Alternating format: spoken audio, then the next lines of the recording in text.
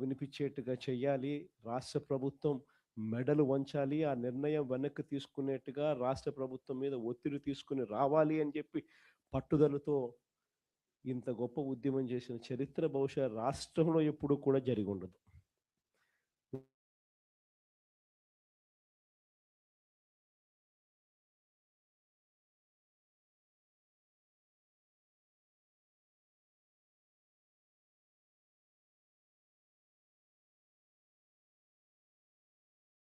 కోటి 4,11,136 సంతకాలు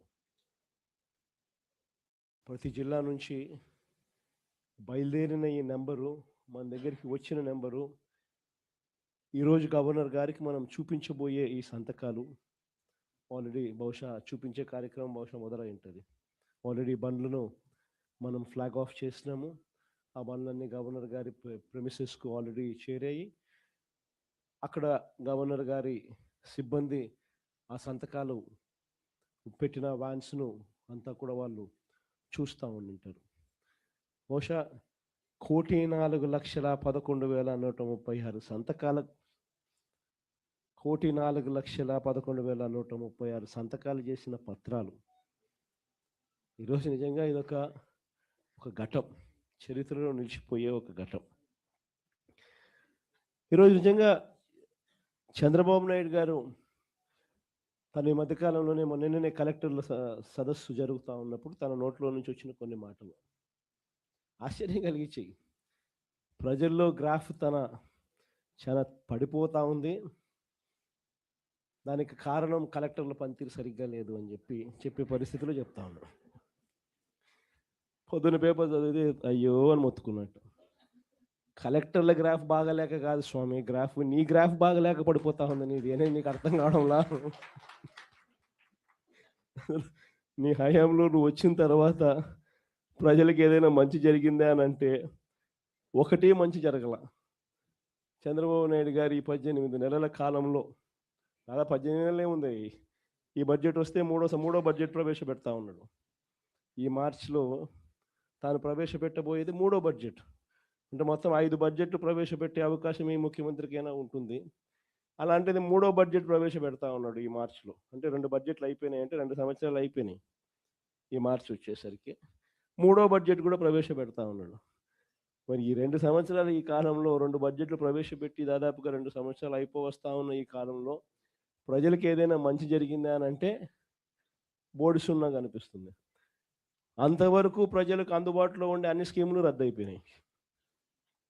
మన ప్రభుత్వ హయాంలో టెన్షన్గా ప్రతి నెల, బహుశా ఏ ప్రభుత్వంలో ఎప్పుడు జరిగిండదేమో, ఏ నెల ఏ స్కీమ్ ఇవ్వబోతున్నాము, ఏ నెల ఏ బటన్ నొక్కబోతున్నాము అని చెప్పి ముందుగానే ప్రజలకి క్యాలెండర్ ఇచ్చి ఆ క్యాలెండర్ను అమలు చేసిన పరిస్థితి బహుశా దేశ చరిత్రలో ఎక్కడ కూడా బహుశా జరిగిండదు. అలాంటి మన పాలన చూసి చంద్రబాబు నాయుడు గారు అవన్నీ చేయడమే కాకుండా, ఏముంది జగన్ చేసే పని, ఎవడైనా చేయొచ్చు, ఇంట్లో ముసలోళ్ళైనా చేయొచ్చు అని చెప్పి అన్నాడు.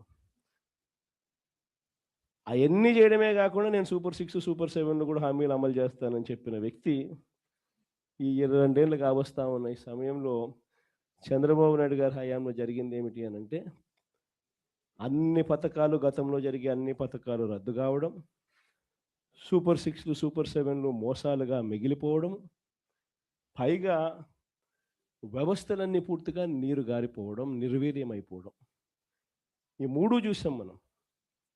అందుకే చంద్రబాబు నాయుడు గ్రాఫ్ ఈరోజు ఎంత లేపినా కూడా గ్రాఫ్ లేయడంలా పైకి. ఎందుకంటే అన్ని అబద్ధాలు, అన్ని మోసాలు అని చెప్పి ప్రజలకు అర్థమైపోతూ ఉంది, కనిపిస్తూ ఉంది. కాబట్టి అసలు మొట్టమొదటిసారిగా వ్యవస్థలన్నీ కూడా కుప్పకూలిపోయిన పరిస్థితి చూస్తూ ఉన్నాం. ప్రజలకు సంబంధించిన ఆరోగ్యశ్రీ తెరమరుగైపోతూ ఉంది. ప్రజలకు సంబంధించిన ఫీజు రీయింబర్స్మెంట్, పిల్లలకు సంబంధించిన ఫీజు రీయింబర్స్ బకాయిలతో పిల్లలు చదువులు ఆగిపోతూ ఉన్నాయి. ఏ రైతుకు గిట్టుబాటు ధరలు రాని పరిస్థితి. సూపర్ 6 సూపర్ 7తో అన్ని రకాలుగా మోసాలు. సో మొత్తం ప్రభుత్వం అన్నది ఎందుకుంది అనేది ఒకసారి గమనిస్తే కొన్ని ఆశ్చర్యకరమైన విషయాలు కనిపిస్తాయి. నాకు కూడా ఒక్కొక్కసారి, మీ అందరికీ కూడా ఎప్పుడన్నా అనిపించుంటుంది, ప్రపంచం దేశమంతా చూస్తూ ఉన్నాం, అన్ని రాష్ట్రాలు చూస్తూ ఉన్నాం. ప్రభుత్వం స్కూల్ ఎందుకు నడుపుతుందో ఎప్పుడైనా ఆలోచన వచ్చిందా మీకు? ప్రభుత్వం ఎందుకు హాస్పిటల్ నడుపుతుందో, ప్రభుత్వం ఎందుకు ఆర్టీసీ బస్సులు నడుపుతుంది? దశాబ్దాలుగా ఈ బుద్ధగా నేను చెప్పేది. స్వతంత్రం వచ్చినప్పటి నుంచి ఇన్ని చూస్తూ ఉన్నాం మనము. ఎన్నెన్నో రాష్ట్రాలు చూస్తూ ఉన్నాం. అన్ని రాష్ట్రాల్లో కూడా ప్రభుత్వ పని ఏమిటి అని అంటే ప్రజలకు ప్రభుత్వ పని ఏమిటి అని అంటే, ఒకవేళ ప్రభుత్వమే స్కూళ్ళు నడపకపోతే, ప్రభుత్వమే ఒకవేళ హాస్పిటల్ నడపకపోతే, ప్రభుత్వమే ఒకవేళ ఆర్టీసీ బస్సులు నడపకపోతే జరిగేదేమిటి? ప్రైవేట్ ఎక్స్‌ప్లాయిటేషన్ అన్నది దోచేసే కార్యక్రమం జరుగుతుంది. పేద మధ్యతరగతి ప్రజలు పూర్తిగా కూడా ఏది కూడా విద్య కానీ, వైద్యం కానీ, పబ్లిక్ ట్రాన్స్పోర్ట్ కానీ ఇవేవి కూడా ప్రజలకు అందుబాటులో లేకుండా పోయే పరిస్థితి ఉంటుంది. వాటికి చెక్ పెట్టడం కోసం ప్రభుత్వం ఇవన్నీ కూడా తాను ఇన్వాల్వ్ అయి తాను నడిపే కార్యక్రమం చేస్తుంది. ఇది మనకు అందరికీ కూడా కనిపించే విషయాలు.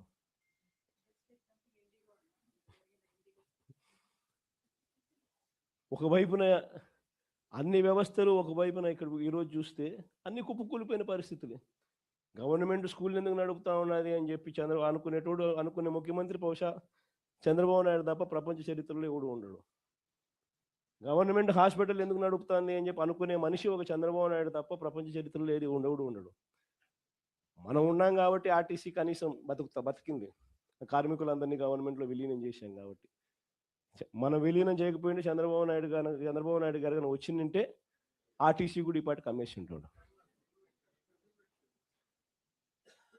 మొన్నేదో ఆశ్చర్యకరంగా ఆయన నోట్లో నుంచి విన్న పోలీస్ శాఖను కూడా ప్రైవేటైజ్ చేసే కార్యక్రమం చేస్తున్నాను నేను. అసలు ఏ స్థాయిలోకి వస్తున్నాడు అని అంటే, లా అండ్ ఆర్డర్ అనేది గవర్నమెంట్ ఎందుకు నడుపుతుందంటే దానికి కొన్ని కారణాలు ఉన్నాయి. ప్రైవేట్ ఎక్స్‌ప్లాయిటేషన్ ఉండకూడదు అని. స్కూల్ ఎందుకు నడుపుతుంది గవర్నమెంట్ అంటే కొన్ని కారణాలు ఉన్నాయి. ప్రైవేట్ ఎక్స్‌ప్లాయిటేషన్ ఉండకూడదని. హాస్పిటల్ గవర్నమెంట్ ఎందుకు నడుపుతుందంటే కొన్ని కారణాలు ఉన్నాయి. ప్రైవేట్ ఎక్స్‌ప్లాయిటేషన్ ఉండకూడదు అని.